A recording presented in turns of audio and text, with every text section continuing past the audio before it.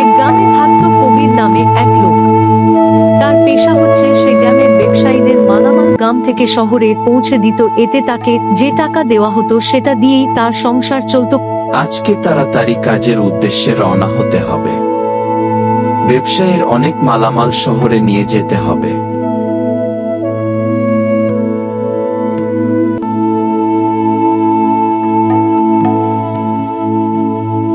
কবির সকাল সকাল তার গরুর গাড়ি নিয়ে কাজের উদ্দেশ্যে রওনা হয়।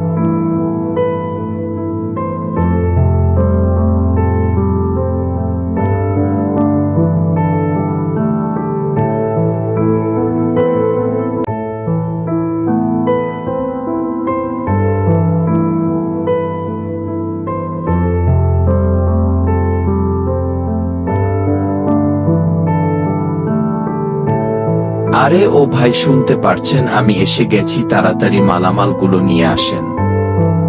ও ভাই,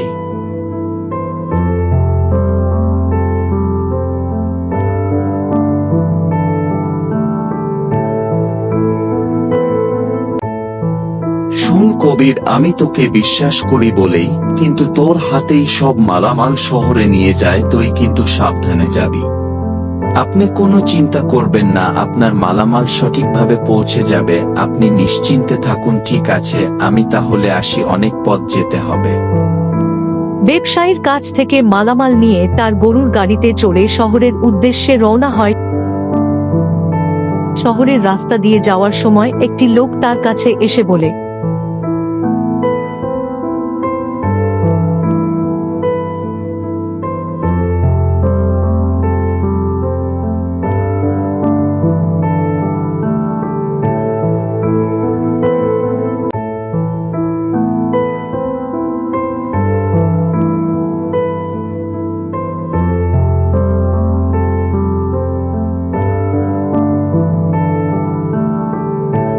তারপর কবির লোকটিকে নিজের সাথে নিয়ে নেয়।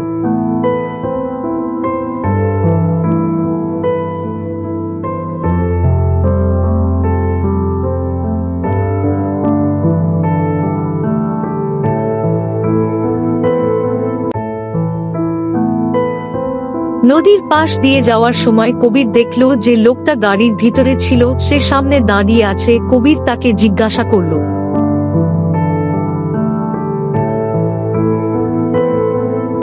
তারপর হঠাৎ করে লোকটা মানুষ থেকে একটা ভূত হয়ে যায়।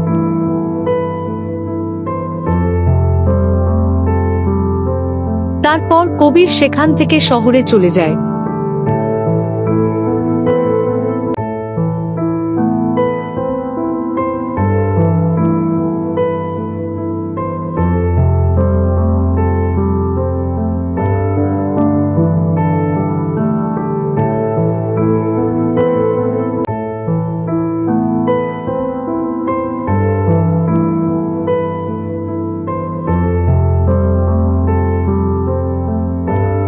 শহরে পৌঁছে সে তাড়াতাড়ি দোকানদারকে মালামাল বুঝিয়ে দেয়। তারপর লোক